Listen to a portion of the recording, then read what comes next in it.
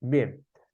Bueno, el tema que tenía pensado dar hoy es la prescripción liberatoria, ¿sí? Para posicionarnos un poco en el programa de estudios, estamos en el módulo referido a la extinción de las obligaciones. Creo que es la unidad 14 y 15, son esas dos unidades Sí, que tratan el tema de extinción de las obligaciones.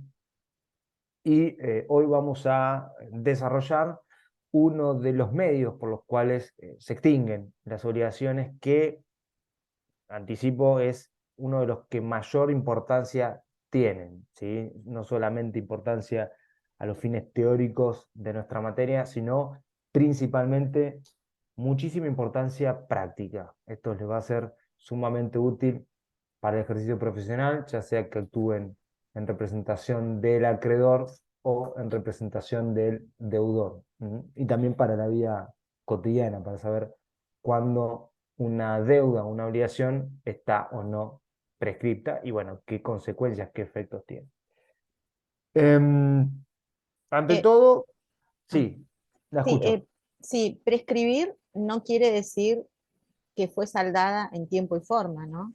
No, O sea, no. cuando Bueno, prescribe, es una confusión muy común. claro, Digamos, prescripción no se identifica con cumplimiento, ¿sí? Con cumplimiento. El cumplimiento se identifica con el pago. Si el pago es justamente el cumplimiento de la prestación que constituye el objeto de la obligación. Esa es técnicamente la definición de pago. Ahí es la obligación muere de muerte natural, como dicen algunos autores.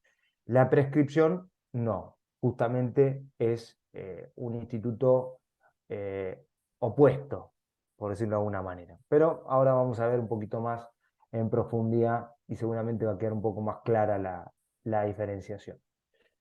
Eh, Comienzo diciendo que el tiempo ejerce una influencia muy importante en las relaciones jurídicas y esto se evidencia en las múltiples disposiciones que el Código Civil y Comercial trae y que aluden de una u otra forma al factor tiempo.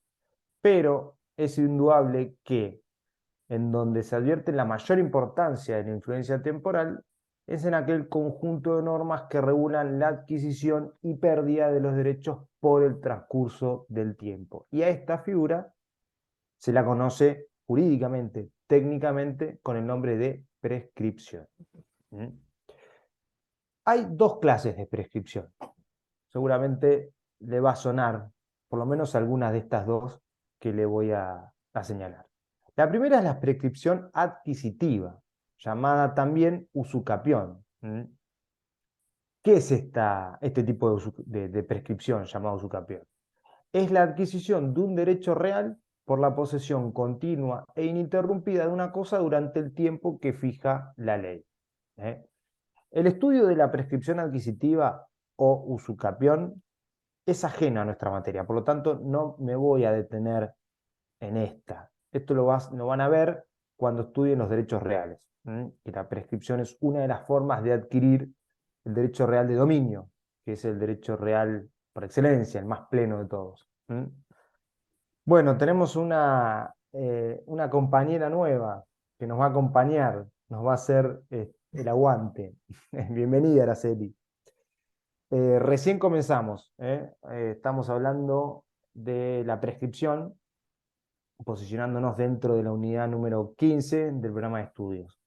Y recién empezamos a desarrollar las clases de prescripción. Dijimos en primer lugar que está la prescripción adquisitiva y en segundo lugar, la segunda de las clases es la prescripción liberatoria o extintiva, que es la pérdida de un derecho con motivo del transcurso del tiempo y de la inacción o no ejercicio de su titular.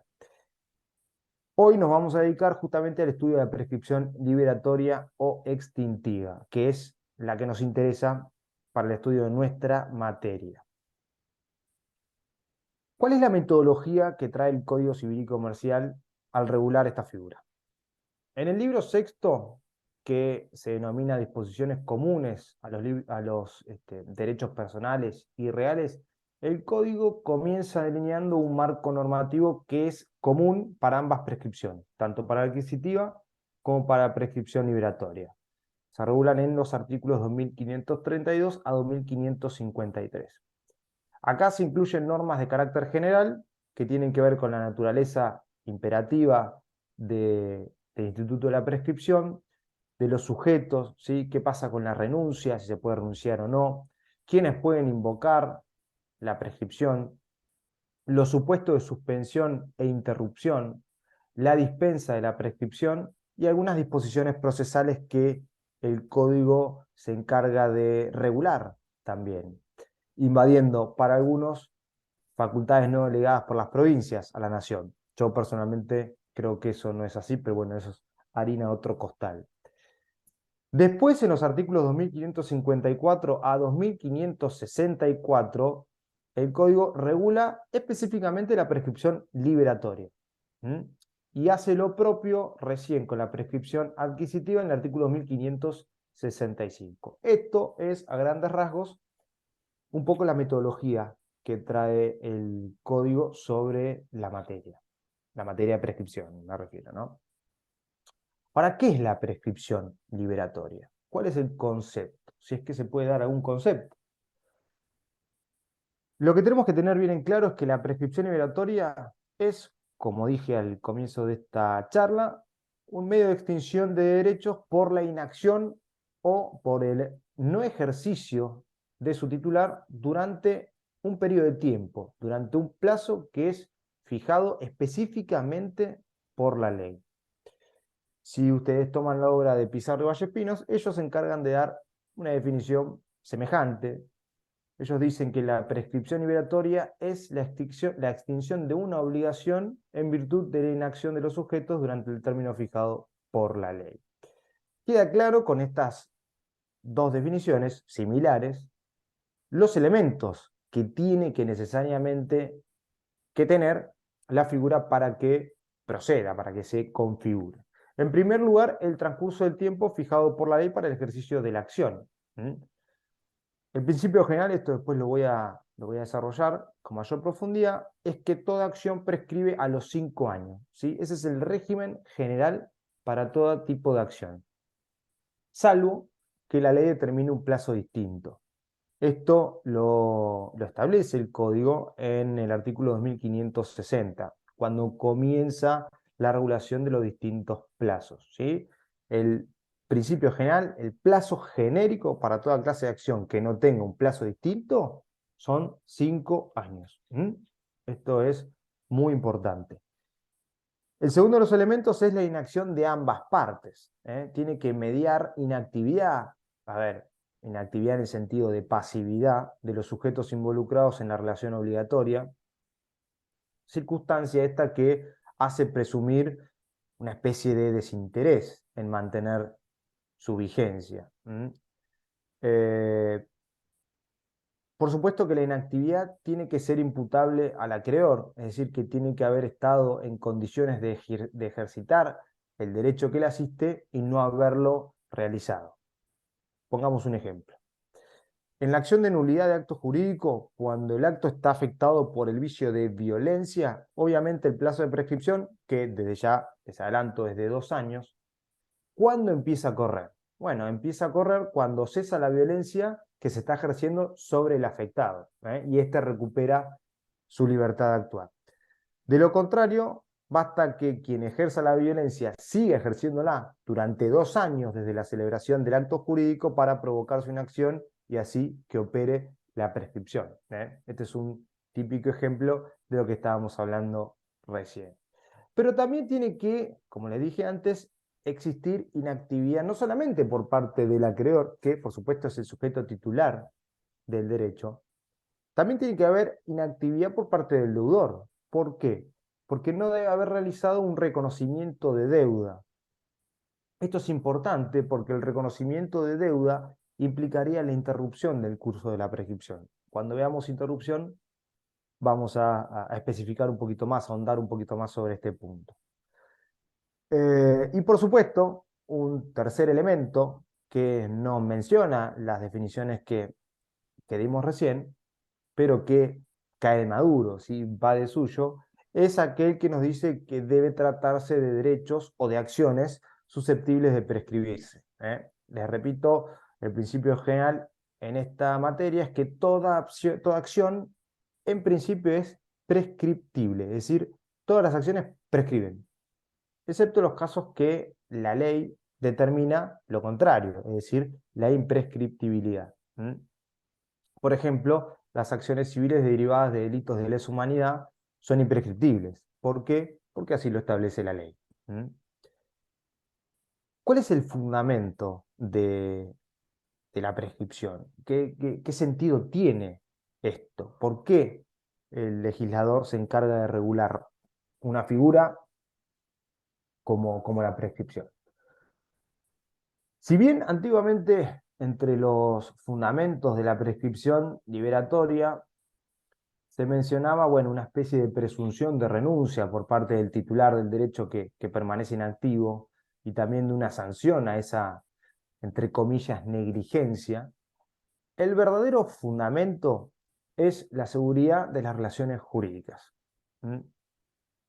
Repito, el fundamento de la prescripción extintiva o liberatoria es de tipo social, es de orden social, porque apunta justamente a asegurar y a consolidar la estabilidad y la certidumbre de todo tipo de relaciones jurídicas, no solamente las relaciones jurídicas obligacionales, ¿sí? De todo tipo de relaciones jurídicas.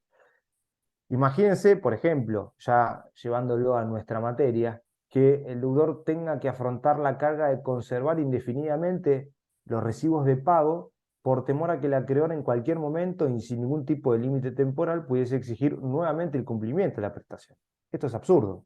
Esto no tiene ni pies ni cabeza. Y este es, en definitiva, el fundamento de la prescripción que hoy por hoy mayormente la doctrina se encarga de señalar. ¿Qué caracteres o qué características tiene el Instituto de la Prescripción? En primer lugar, es de origen legal. ¿Qué quiere decir esto? Que todas las cuestiones relativas a la prescripción, ya sean los requisitos, la determinación de los plazos, los efectos, van a ser establecidas por la ley. Las partes en este punto tienen muy poca maniobra y ya vamos a ver qué significa esto. En segundo lugar, o el segundo de los requisitos, es que es de orden público. Todas las disposiciones que rigen, que regulan la prescripción liberatoria, tienen la particularidad de ser de orden público. Son imperativas. Las partes no pueden modificar los plazos de prescripción, por ejemplo, no los pueden acortar o tampoco los pueden extender, ni tampoco podrían llegar a pactar o convenir la imprescriptibilidad, bien digo, de una acción determinada. Tampoco pueden las partes, por convenio alguno, no pueden renunciar anticipadamente al derecho de prescripción futura, ¿sí? Ya vamos a ver que el deudor eventualmente solo puede renunciar a la prescripción que ya se cumplió, ¿sí? Pero no a la prescripción futura, que estaría por cumplirse. A la prescripción que ya se cumplió, ahí sí el deudor eventualmente podría renunciar a hacer valer sus efectos. Entonces, queda claro que nuestro sistema, por lo menos, el ámbito de la autonomía de la voluntad en materia de prescripción es prácticamente nulo, por la poca o nula maniobra que tienen las partes para establecer cuestiones diferentes, distintas a las que nos trae la propia legislación. Les repito, para que quede bien claro, que las normas sobre prescripción son imperativas y no pueden ser modificadas por convenio de partes. Esto lo regula el código en el artículo 2533. Fíjense lo que dice. Lo voy a leer así. Queda claro. El artículo 2533 es terminante, es tajante al respecto. Dice, de título carácter imperativo. Y dice, las normas relativas a la prescripción no pueden ser modificadas por convención. Esto está muy claro en el código. Otra característica que distingue a la figura de prescripción es que no puede ser declarada de oficio por el juez. Esto también es importante.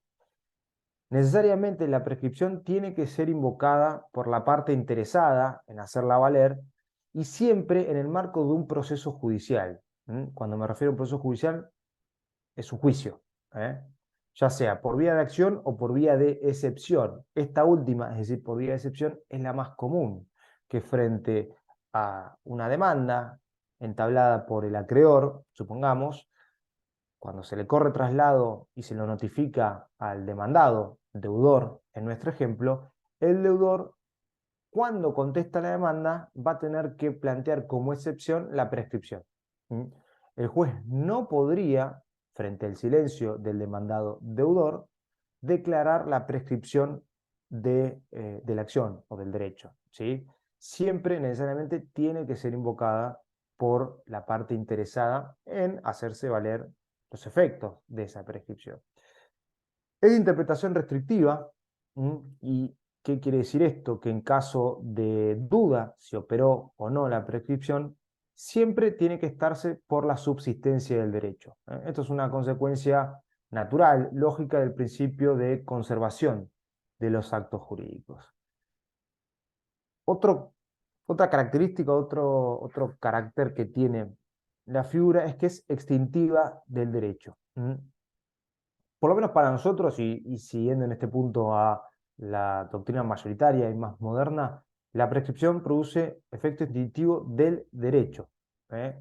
No desconocemos que una calificada doctrina que fue elaborada mayormente bajo la vigencia del Código Civil de Vélez, del código anterior, sostenía que la prescripción solo extinguía la acción, pero dejaba subsistente el derecho. Por ejemplo, una obligación prescripta subsistiría como obligación natural o, como ahora trae el código, como un simple deber moral.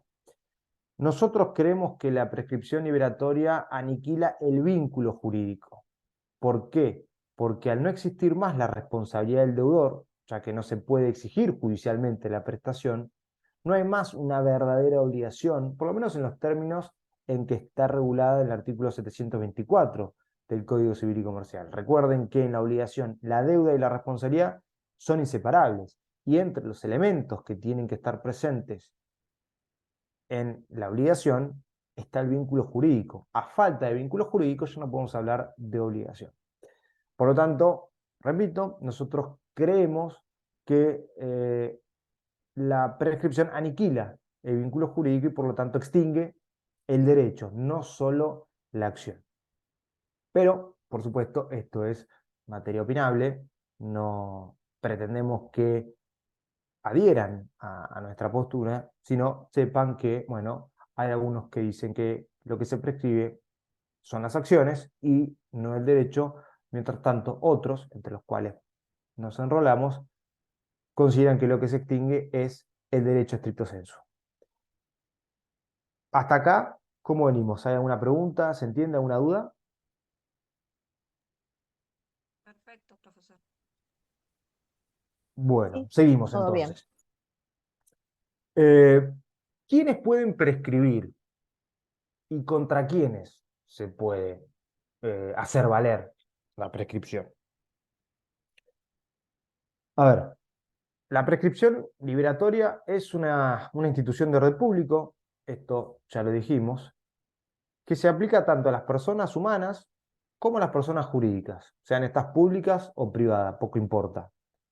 Cualquiera de ellas puede invocar la prescripción en su beneficio y, por supuesto, deben soportar las consecuencias cuando las perjudique, ¿sí? Y sea invocada por la parte contraria.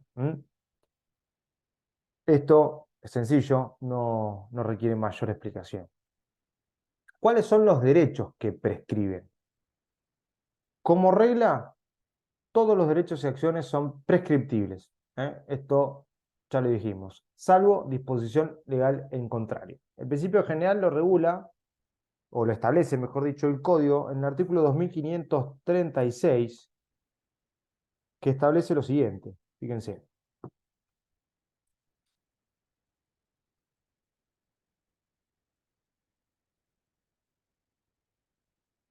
Bueno, mejor dicho, esta interpretación surge del artículo 2536, que dice: la prescripción puede ser invocada en todos los casos, con excepción de los supuestos previstos por la ley. Al decir esto, lo que nos está señalando el legislador es que, como regla, todos los derechos son prescriptibles, excepto disposición legal al contrario. Pero hay algunas excepciones a este principio, y están taxativamente identificadas también en el código por el legislador. Solamente a título enunciativo, no les voy a enumerar todas, pero sepan que por lo menos las más importantes son las siguientes, es decir, acciones que son imprescriptibles. En primer lugar, las acciones civiles que se derivan de delitos de lesa humanidad, por ejemplo, en casos de genocidio, son imprescriptibles. También son imprescriptibles las acciones de nulidad absoluta. Recuerden que la nulidad puede ser absoluta o relativa. Bueno, la acción de nulidad absoluta de un acto jurídico también es imprescriptible. Las acciones de estado de familia, sobre todo en materia de familia, muchas acciones son imprescriptibles por la naturaleza típica que tienen este tipo de acciones y por la sensibilidad que el legislador considera en estos casos particulares. Las acciones para reclamar o impugnar la afiliación, por supuesto, también son imprescriptibles. Las acciones reales, las acciones por reivindicación, la acción confesoria, la negatoria, la acción de deslinde, en fin, también son imprescriptibles. Estas, entre otras tantas, pero son por lo menos las más conocidas. Pasemos a ver algunos aspectos procesales que el código incorpora al regular la figura de la prescripción. En primer lugar, lo que tenemos que decir es que la prescripción puede ser articulada ya sea por vía de acción como por vía de excepción. El artículo 2551 lo establece de esa forma. La forma o la manera más habitual de hacer valer la prescripción es por vía de excepción, ¿sí? En el ejemplo que les di, ante la promoción de un reclamo judicial por parte del acreedor, bueno, el demandado, el deudor, opone la excepción de prescripción. En este caso, la prescripción actúa como una defensa, que el deudor justamente eh, entabla o opone al progreso de la pretensión que formula el acreedor en sede judicial, siempre y cuando se haya cumplido el plazo legal correspondiente, ¿no? Esto desde ya. Pero, y esto es una novedad que trae el código, también se admite la posibilidad de que la prescripción se interponga por vía de acción, que si bien no es lo habitual, puede válidamente ocurrir, por ejemplo, a través de la promoción por parte del deudor, en este caso, de una acción declarativa, interpone una demanda, una acción declarativa de certeza, pidiéndole al juez que declare declare la prescripción y, como consecuencia de declarar la prescripción, la extinción de su deuda, y así obtener la liberación. Esto válidamente lo puede hacer. ¿Por qué? Porque el código hoy así lo establece. Para articular la prescripción como defensa, no ya como acción, necesariamente tiene que ser entablada en tiempo oportuno.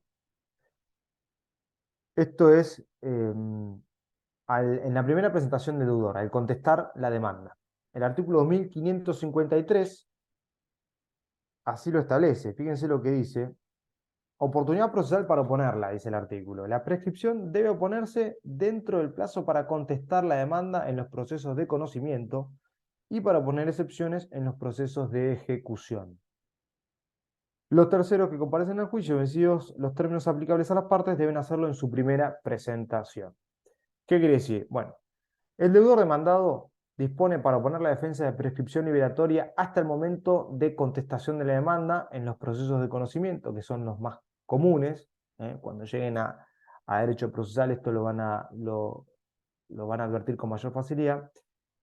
y en el caso de que sea un proceso de ejecución, al momento de poner excepciones, que en definitiva son las dos primeras oportunidades que tiene el demandado deudor, en nuestro ejemplo, para presentarse.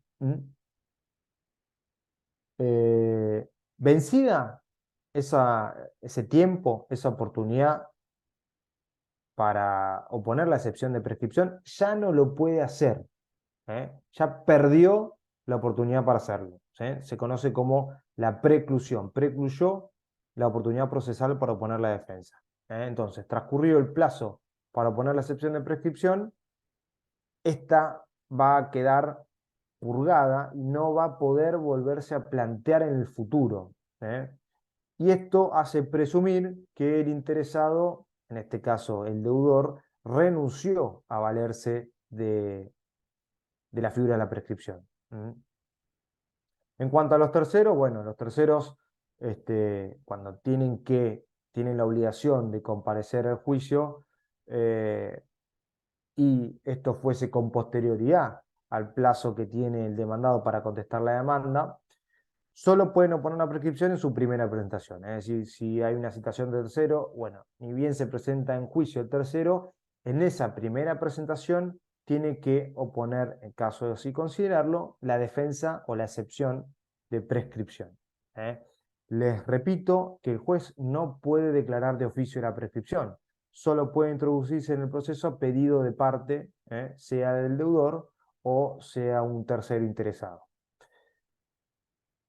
¿Sí? ¿Está claro? ¿Se entiende? Sí, sí, sí. Sí, Bien. Ahora, ¿cuándo comienza a correr el cómputo de la prescripción? Eh, Acá tenemos que distinguir un principio general y algunos casos particulares. El principio general es que el término de prescripción liberatoria comienza a correr el día en que la prestación es exigible. O sea que mientras no puede ejercerse la acción respectiva, no va a correr el curso de la prescripción. Dicho en otros términos, a ver, aunque el derecho exista, no corre el curso de la prescripción hasta que no se haya expedita la posibilidad de demandar judicialmente al deudor. ¿Por qué? Porque se considera que no puede prescribir la acción que todavía no nació. Ese sería el argumento.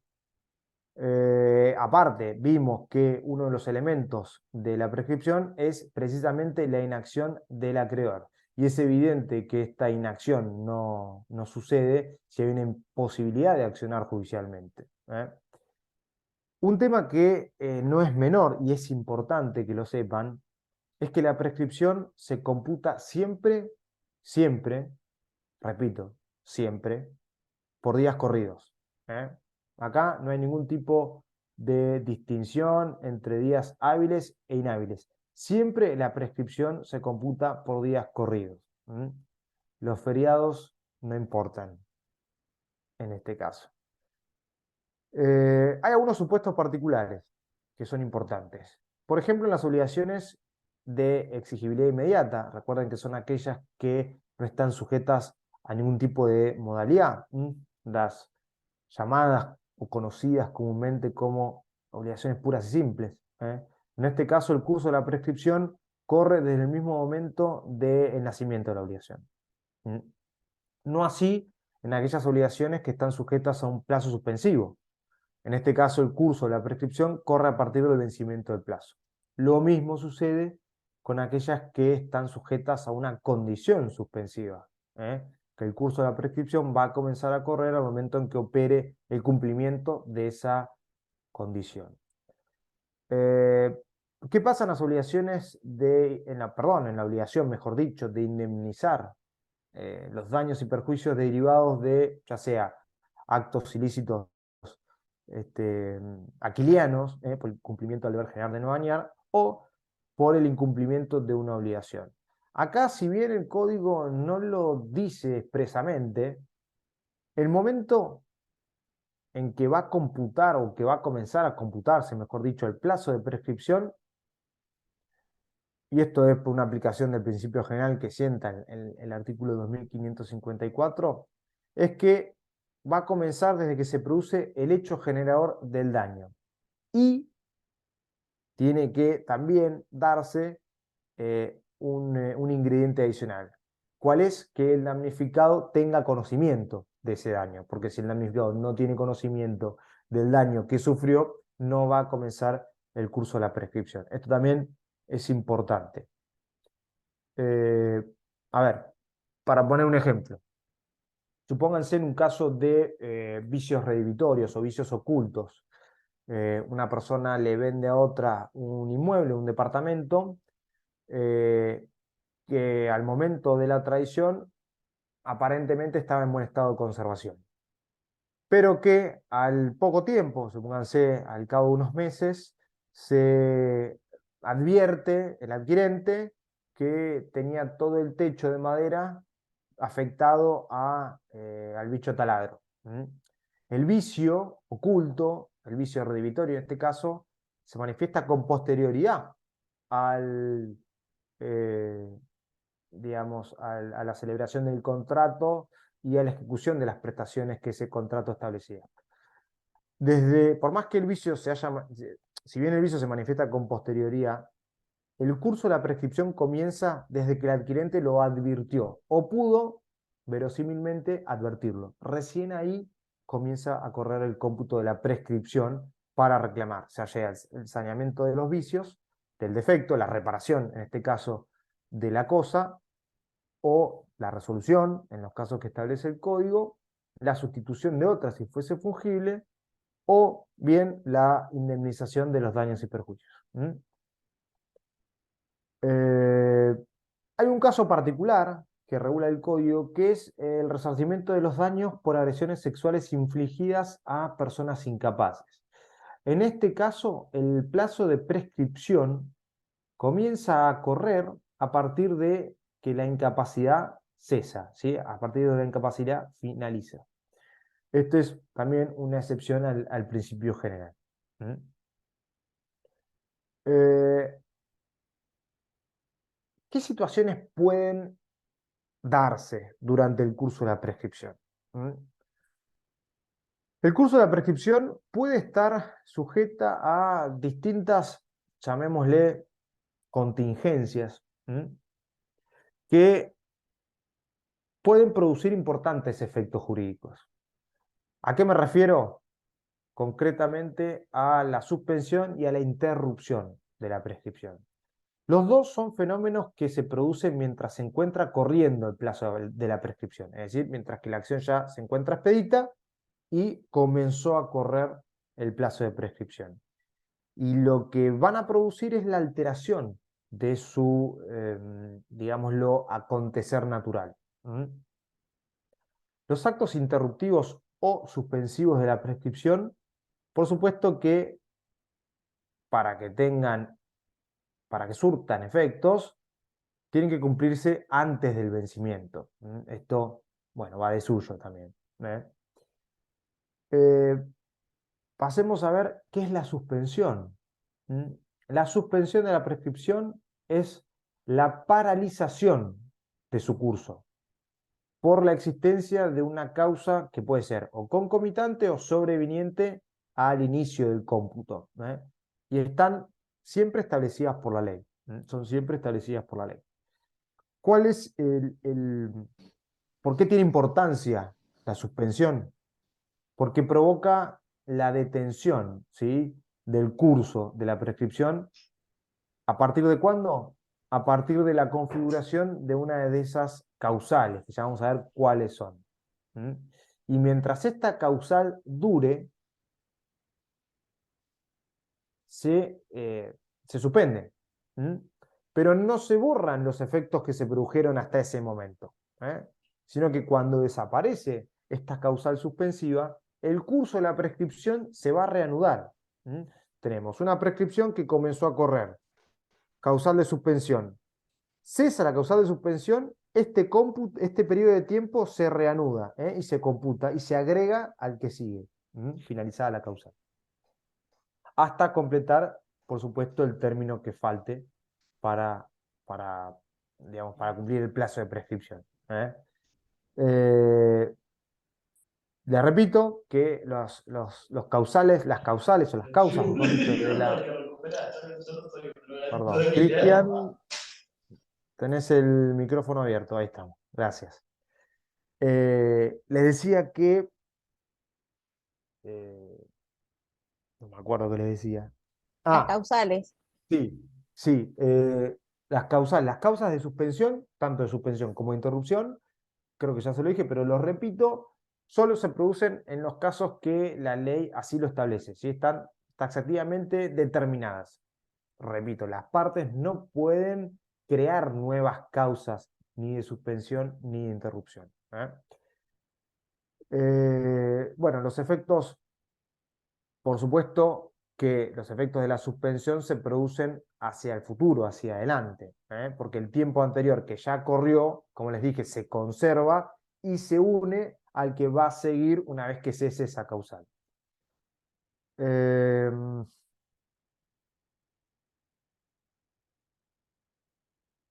¿Qué pasa con la, digamos, la actuación del juez respecto a estas causales de suspensión?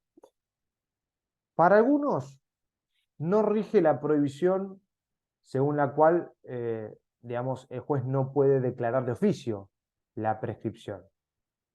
Es decir, que el juez, en estos casos, podría de oficio resolver la suspensión o la interrupción de la prescripción, siempre y cuando esté debidamente acreditada la causal respectiva, sin necesidad de alegación de parte interesada. Es decir, que la prescripción no puede ser declarada de oficio. Ahora, sí podría ser declarada de oficio, según los partidarios de esta postura, la suspensión y la interrupción, siempre y cuando se encuentre acreditada en el expediente. Esto, si bien en algunos casos es así, digamos, algunos consideran que es así, en el ámbito de la provincia de Buenos Aires, la Suprema Corte, digamos, el máximo tribunal de la provincia, la Suprema Corte de la provincia de Buenos Aires, eh, tiene establecido lo contrario, es decir, es doctrina legal de corte y por lo tanto, en tanto tal, obligatoria para los tribunales inferiores, que no solamente la declaración de prescripción no puede ser declarada, valga la redundancia, de oficio, sino que tampoco el juez podría establecer la suspensión ni la interrupción si no fue invocada por las partes. Y aún habiendo sido invocada por las partes, si se invocó una causal específica, no podría, aún después de haberse comprobado en el expediente otra, declararla. ¿Qué quiere decir? Que por el principio de congruencia, es un principio procesal muy importante que hace a otro que tiene jerarquía constitucional, que es la garantía de defensa en juicio, el juez no podría, según la Corte de la provincia de Buenos Aires, ni siquiera declarar o establecer la suspensión o la interrupción de la prescripción si no fue debidamente invocada por quien debía hacerlo, ¿sí? Por la parte interesada, por el deudor o el demandado, en la mayoría de los casos. Esto también para que lo sepan. ¿Qué situaciones suspensivas existen o qué causales? ¿Cuáles son las causas por las cuales el curso de la prescripción se suspende? El primero es por interpelación fehaciente. Dice el artículo 2541 lo siguiente. El curso de la prescripción se suspende por una sola vez por la interpelación fehaciente hecha por el titular del derecho contra el deudor o el poseedor. Esta suspensión solo tiene efecto durante 6 meses o el plazo menor que corresponda a la prescripción de la acción. Como bien el mismo artículo lo establece, tiene que tratarse de una interpelación fehaciente, es decir, debe probarse por sí misma. Por ejemplo, ¿qué ejemplo se les ocurre? ¿Cuál es ya vimos mora, ¿cuál es la interpelación por excelencia? O el medio de interpelación por excelencia. ¿Lo recuerdan?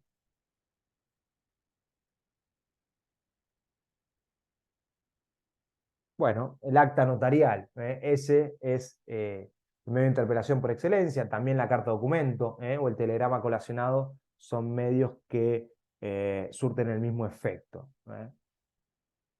También la prescripción se suspende por pedido de mediación. Esto lo dice el artículo 2542. Fíjense lo que dice la norma. Dice, el curso de la prescripción se suspende desde la expedición por medio fehaciente de la comunicación de la fecha de la audiencia de mediación o desde su celebración, lo que ocurra primero. El plazo de prescripción se reanuda a partir de los 20 días contados desde el momento en que el acta de cierre del procedimiento de mediación se encuentra a disposición de las partes. Por supuesto que esta causal rige tanto para la mediación obligatoria como ocurre en el ámbito de la provincia de Buenos Aires, y también creo que en el ámbito de la justicia nacional también así sucede, como para la mediación que es facultativa o que es voluntaria, siempre y cuando, por supuesto, esta mediación haya sido previa a la promoción de la acción judicial. Si la mediación se realiza luego de iniciado un proceso judicial, de luego entablada la demanda, carece de efecto. ¿Por qué? Porque el curso de la prescripción, en ese caso, se encuentra interrumpido por una de las causales que vamos a ver, que es justamente la petición judicial. Después hay otras causales que menciona el artículo 2543, que son causales específicas. Yo no me voy a detener mucho sobre esto, solamente les voy a decir que, bueno, entre cónyuges dura el matrimonio, lo mismo entre convivientes dura la unión convivencial, entre las personas jurídicas y sus administradores o integrantes de los órganos de fiscalización mientras continúan en el ejercicio del cargo, etcétera, etcétera, etcétera. Eso se los dejo para que después le peguen un vistazo. Pasemos ahora a otro de los acontecimientos que producen una alteración del curso de la prescripción, que es la interrupción. La interrupción de la prescripción se produce cuando, digamos, a partir de una causa que es susceptible de producir la extinción de su curso, se borra o se inutiliza el lapso transcurrido hasta ese momento, es decir, hasta que digamos, sucede este acontecimiento o hasta que aparece esta causal. Y a partir de ese momento vuelve a correr un nuevo plazo de idéntica duración al anterior. O sea, a partir de que cesa la causal que provocó la interrupción de la prescripción, vuelve a computarse el plazo de prescripción, ¿sí? No pasa como pasaba con la suspensión, que el periodo anterior hasta la causal de suspensión se sumaba al que corría después de finalizar esa causal, sino que acá corre la prescripción, aparece una causal que le interrumpe, cesa esa causal y el curso de la prescripción comienza a correr de cero, de cero, no como se con la suspensión que se añade el curso que corrió anteriormente. El efecto de la interrupción de la prescripción es tener por no sucedido el lapso que la precede e iniciar uno nuevo. Esto lo dice claramente el artículo 2544. Y, como les dije recién, se diferencia de la suspensión porque la interrupción, mejor dicho, porque la suspensión no borra el tiempo que transcurrió si, digamos, esto sí acontece con la interrupción, ¿sí? Que aniquila completamente el tiempo transcurrido. Y una vez finalizada la causal de interrupción, nace un nuevo plazo de prescripción, ¿sí? Idéntico al anterior, por supuesto. ¿Se entiende? ¿Se entendió? ¿Sí? Bien. Sí, sí. Eh, Bueno, entre los efectos de la interrupción es, bueno, principalmente este que les comentaba, que la interrupción borra todo el curso de la prescripción que transcurrió hasta ese entonces, hasta el momento, hasta la causal de interrupción, y se tiene por no sucedido ese periodo de tiempo que transcurrió con anterioridad. Y una vez que desaparece la causal de interrupción, el curso de la prescripción comienza a computarse nuevamente en forma íntegra. ¿Cuáles son los actos que son susceptibles de producir la interrupción de la prescripción liberatoria? Hay tres que lo regula también expresamente el Código. El primero, y más común, es la petición judicial. Es el acto interruptivo más importante y que emana directamente del acreedor. Petición judicial es todo pedido que se formula ante los organismos jurisdiccionales por parte del titular de un derecho y que, por supuesto, se traduce en la intención de no hacer abandono de ese derecho, ¿sí? No abandonarlo. Cuando digo petición que se formula ante los organismos jurisdiccionales, me refiero a un juicio, una demanda judicial. ¿Qué ejemplos de petición judicial podemos mencionar? Bueno, como les dije recién, la promoción de una demanda. ¿eh? Puede ser también el pedido de una diligencia preliminar, el pedido de beneficio de litigar sin gastos, previo a una futura demanda. El pedido de quiebra, también. El pedido de una medida cautelar, pedidos de prueba anticipada, la preparación de vía ejecutiva en el marco de un juicio ejecutivo. Todos estos son típicos ejemplos de petición judicial que son aptos para producir la interrupción del curso de la prescripción. En cambio, los reclamos administrativos no producen efectos interruptivos. Los reclamos que se hagan ante los órganos administrativos, por ejemplo, en el marco de un reclamo dentro del derecho del consumidor, si uno va a las oficinas, a la UMIC, a la Oficina de Información del Consumidor, o al COPREC, en el caso de la Ciudad de Buenos Aires, bueno, no tendrían, en principio, no todos están de acuerdo con esta postura, no tendrían efectos interruptivos. El segundo de los supuestos por los cuales se interrumpe la prescripción es el reconocimiento de deuda. Este acto interruptivo es emanado directamente por el propio deudor. Puede ser expreso o tácito y por supuesto que tiene que ser realizado o por el deudor o por un representante legal o convencional con facultades suficientes para reconocer una deuda. Tiene que ser alegado y probado por el acreedor, que es quien va a intentar hacerse valer de esta interrupción de la prescripción justamente para beneficiarse. Y una vez que el deudor extrajudicialmente reconoce la deuda, bueno, a partir de ahí comienza a correr nuevamente el curso de la prescripción de esa obligación. Y el último de los supuestos es similar al primero de petición judicial, pero es por solicitud de arbitraje. Eh, digamos, hecha ante árbitros. Los árbitros son jueces privados, llamados comúnmente amigables componedores, y digamos, si a una persona realiza una solicitud de arbitraje, produce los mismos efectos que si hubiese hecho una petición judicial. ¿Qué quiero decir? Que se interrumpe el curso de la prescripción.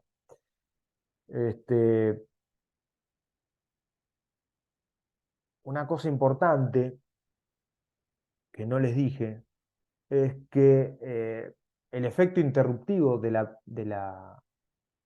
el caso de la petición judicial permanece hasta tanto se dicte una resolución firme que ponga fin a la cuestión sometida a decisión del juez, ¿sí? Que tenga autoridad de cosa juzgada. Es decir, que el efecto interruptivo se mantiene hasta que haya una sentencia que defina el juicio. Y que esa sentencia tiene que estar firme. Por último, les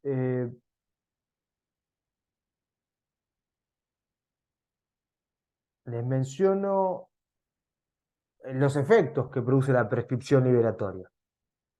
muy sintéticamente, esto a modo de resumen de algo que ya vimos en el transcurso de esta charla, es que bueno, la prescripción liberatoria extingue el derecho de crédito, es un fenómeno que tiene eficacia preclusiva y produce la liberación del deudor.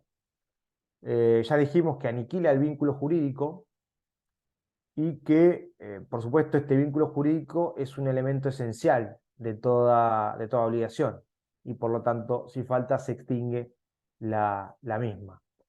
Eh, una cosa que no les dije, y con esto ya voy cerrando, son los plazos de prescripción. El plazo genérico es de 5 años. Salvo que haya un plazo especial, toda acción prescribe a los 5 años. Eh,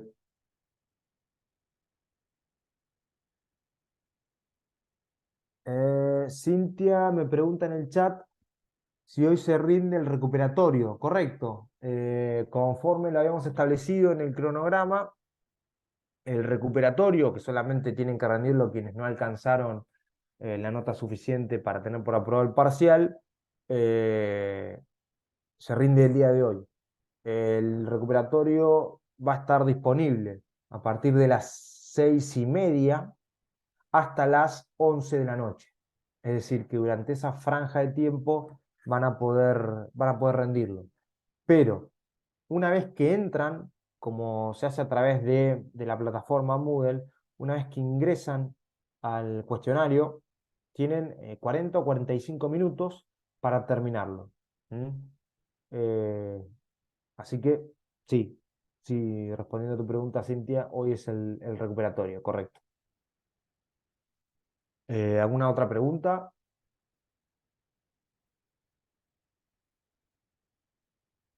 Bueno, eh, ¿no está disponible el recuperatorio? Bueno, Sí, profe, no está en la plataforma aún disponible. a ver, aguárdeme un segundo, ya que estoy acá.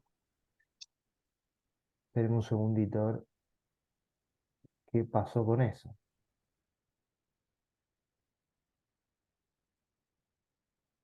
Mm. Ah, mire usted, es cierto. No sé por qué quedó oculto. Mm.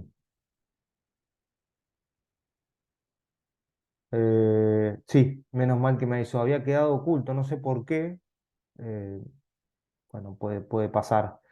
Lo que voy a hacer es ampliar el plazo, ¿sí? En vez de las 23 tengan tiempo hasta las 12 horas, ¿sí? Una hora más, ¿m? Para que lo puedan, para que lo puedan realizar. Ahora después voy a generar un aviso comunicando esto. Gracias por la observación, muy atenta. Eh, Bien, bueno, ya le pido disculpas por, eh, por este, no sé bien qué habrá pasado, pero bueno, por este desperfecto. Les decía que bueno, el plazo de prescripción genérico, si no se establece uno distinto, es de 5 años, y hay plazos especiales. Hay plazos de 10 años que, por ejemplo, el reclamo del resarcimiento de daños por agresiones sexuales infligidas a personas incapaces prescribe a los 10 años, contados desde que esa incapacidad cesó. Hay plazos menores de 3 años. Este es muy importante, la acción de daños y perjuicios, ya sea derivada de la responsabilidad contractual como de la extracontractual, prescribe a los 3 años. Y hay otros plazos aún menores.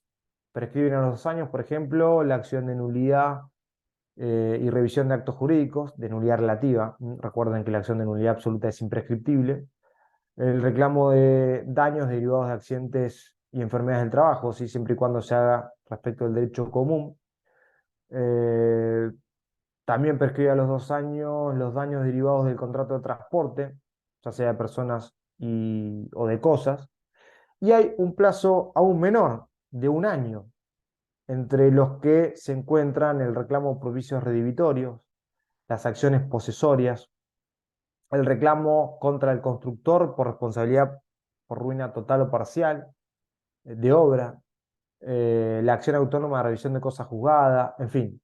Estos son distintos supuestos que están en el artículo 2564. Ahí se establecen cuáles son las acciones que prescriben al año. Bueno, con esto doy por finalizado los temas que quería abordar con ustedes en la clase de hoy. Si hay alguna pregunta o un comentario.